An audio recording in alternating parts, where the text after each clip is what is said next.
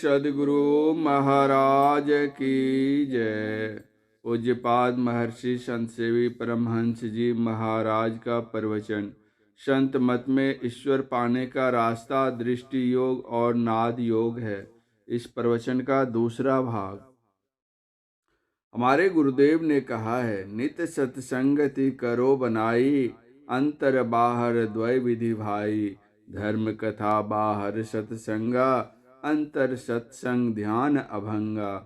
अभी हम लोग धर्म कथा श्रवण कर रहे हैं, यह बाहरी सत्संग है, और जब अभंग ध्यान करेंगे तब होगा आंतरिक सत्संग।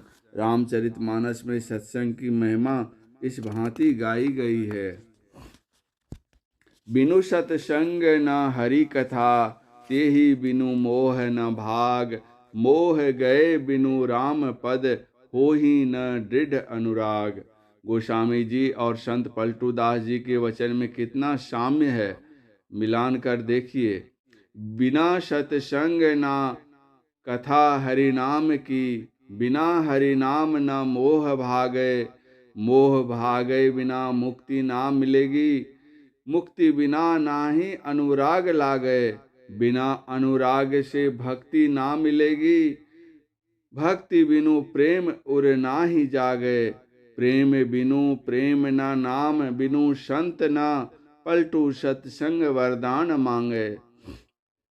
अर्थात बिना सत्संग के हरि कथा नहीं होती, और जब हरि कथा नहीं होती तो मोह भागता नहीं।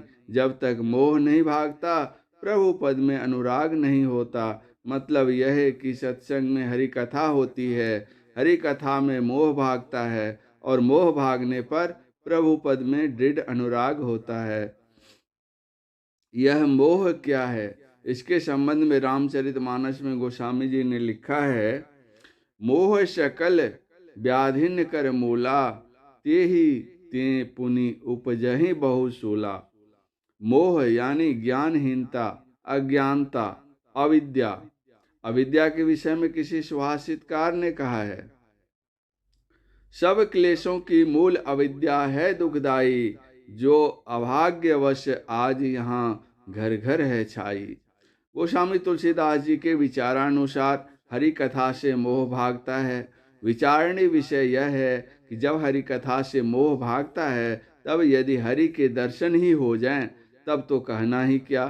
फिर भी यदि हरि दर्शन के बाद भी मोह रह जाए, तो इससे बड़ा आश्चर्य और क्या हो सकता है। हम लोग इस संबंध में कुछ पौराणिक कथाओं, आख्यानों पर विचार करें। भगवान श्री राम और भगवान श्री कृष्ण को विष्णु का अवतार माना गया है तथा महायोगेश्वरो हरि की संज्ञा से अभिहित किया गया है। महाभारत के मैदान में भगवान श्री कृष्ण के प्रत्यक्ष दर्शन करते हुए अर्जुन को मोह हुआ, और उस मोह को भंग करने के लिए भगवान श्री कृष्ण ने अर्जुन को गीता का 18 अध्याय सुनाया। जिनकी कथा सुनकर मोह भाग जाता है, उनके दर्शन से मोह कैसे रह गया। उन्हें भगवान कृष्ण की बाल लीला को देखकर इंद्र को मोह हुआ, यह जानने के लिए कि ये भगवान हैं या नहीं।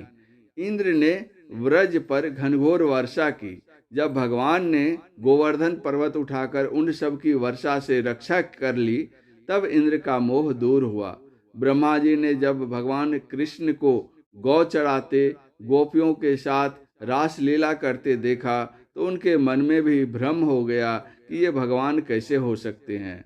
उन्होंने गौओं, बछड़ों और गोपों का हरण कर पहाड़ की गुहा में छिपा रखा। जब भगवान ने गौओं, बछड़ों और गोपों को बना लिया, तब ब्रह्मा की आंखें खुली कि ठीक ही ये भगवान है। भगवान श्री राम लंका जाते हैं और उनका रावण आदि से युद्ध होता है। मेघनाद से युद्ध करते समय इनको नागपाश से बांध लिया। उस समय भगवान टस से मस नहीं कर पा रहे थे। नारद जी ने देखा कि भगवान बहुत कष्ट में पड़े हुए हैं। सोचने लगे कि इनके कष्ट का निवारण कैसे किया जाए। उन्होंने गरुड़ जी का आह्वान किया। गरुड़ जी आते हैं, उनको देखकर नाग भाग जाता है। तब गरुड़ जी के मन में भ्रम हो जाता है कि ये कैसे भगवान हैं। यदि मैं नहीं आता तो ये बंधन में ही पड़े रहते। अपने भ्रम के निवारणार्थ गरुड़ जी ब्रह्मा जी के पास जाते हैं। ब्रह्मा जी उनको भगवान शंकर के पास भेज देते हैं।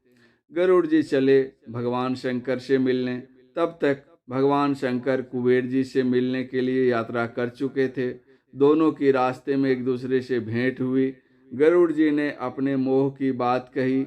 भगवान शंकर ने कहा, मिले ओ गरुड़ मारग मह मोही, कवन भांति समुझावऊं तोही।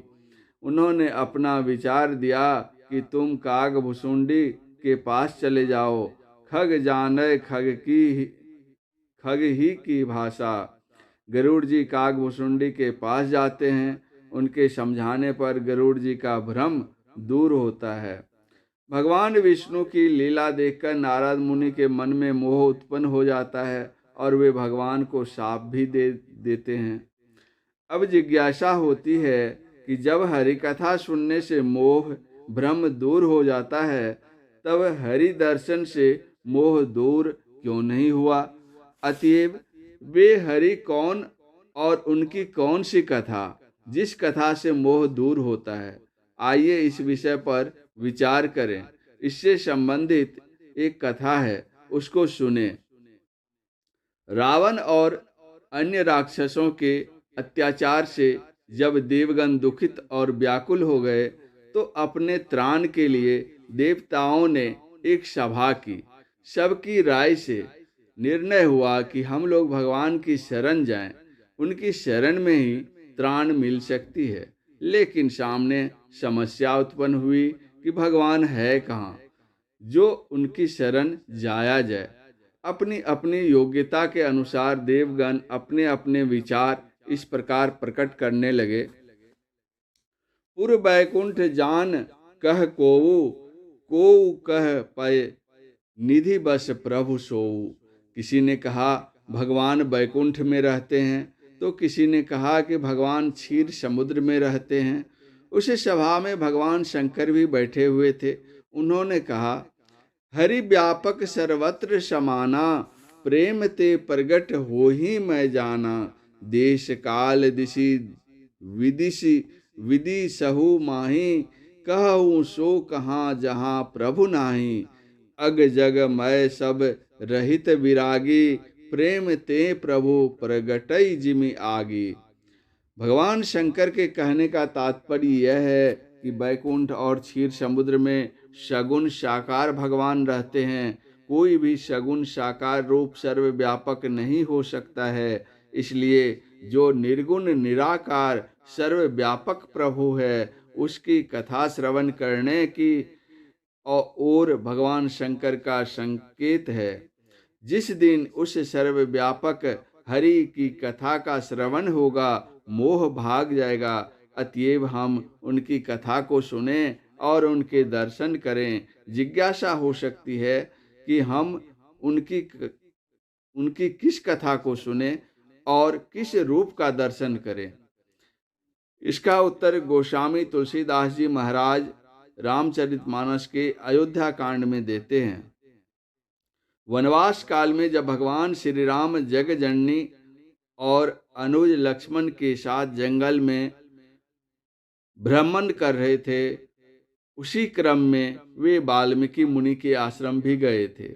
मुनि जी भगवान का आगत स्वागत कर उनको आसन पर बिठाते हैं। भगवान उनसे पूछते हैं कि 14 वर्षों तक जंगल में रहना है, हम कहाँ रहें? वाल्मीकि मुनि उत्तर देते हैं, पूछे हो मोहि की रहूं कह, मैं पूछत सकुचाऊं। जहाँ न हो तह देहु कही, तुम्हें देखाऊं ठाऊं। आप मुझसे पूछते हैं कि कहाँ रहूं, लेकिन आपसे पूछने में मुझे संकोच होता है। आप कहाँ नहीं हैं? आप जहाँ नहीं हो बता दीजिए, तो मैं बतला दूंगा कि आप वहाँ रहिए, अर्थात आप सर्वत्र हैं। राम स्वरूप तुम्हार, वचन अगोचर बुद्धि पर। अविगत अकथ अपार, नेति नेति नित निगम कह। जग पेखन तुम देख निहारे विधि हरि शंभु नचाव निहारे। तेऊ न जानहि मरम तुम्हारा और तुम्हि को जानन हारा। सोई जानहि जेहि देहु जनाई जानत तुम्हि होई जाई। फिर उनके रहने योग्य कई स्थानों को बतलाते हुए दो विशिष्ट स्थानों को बतलाते हैं। पंच कर्मेंद्रियों और पंच ज्ञानेंद्रियों, दशेंद्रियों में नेत्र और कर्ण को उच्च स्थान प्राप्त है। इसलिए गोस्वामी जी इन दोनों के माध्यम से अंतः साधना से संबंधित एक अनूठी बात का दिग्दर्शन करते हैं। यथा लोचन चातक जिन्ह करी राखे रहि दरस जलधर अभिलाखे। निद रही सरित सिंधु सर भारी रूप बिंदु जल होई सुखारी। तिनके हृदय सदन सुखदायक बसहु बंधु सिय सह रघुनायक। चातक एक चिड़िया होती है, वह स्वाति जल पीती है। यदि उसको स्वाति बूंद न मिले तो वह प्यासी मर जाएगी, पर अन्य कोई जल नहीं पिएगी।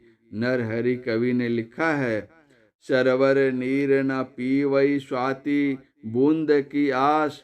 के हरि कवहु न तृण चरे जौ व्रत करे 50। जौ व्रत करे 50 विपुल गज जूह विदारे।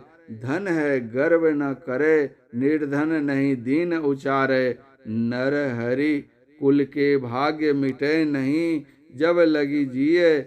बरु चातक मरी जाए नीर सरवर नहीं पिए। अंतर साधना के साधक के सामने साधना काल में विविध रंग रूप आते हैं, लेकिन वह किसी रूप को स्वीकार नहीं करता, एक बिंदु को पकड़ता है। महर्षि में ही पदावली में है। इस प्रवचन का अगला भाग अगले प्रवचन पाठ में पूज्यपाद महर्षि संतसेवी परमहंस जी महाराज का यह प्रवचन दिनांक 3/3/2000 ईस्वी को अखिल भारतीय महाधिवेशन छतरपुर नई दिल्ली में प्रातःकालीन सत्संग के शुभ अवसर पर हुआ था। श्री सद्गुरु महाराज की जय।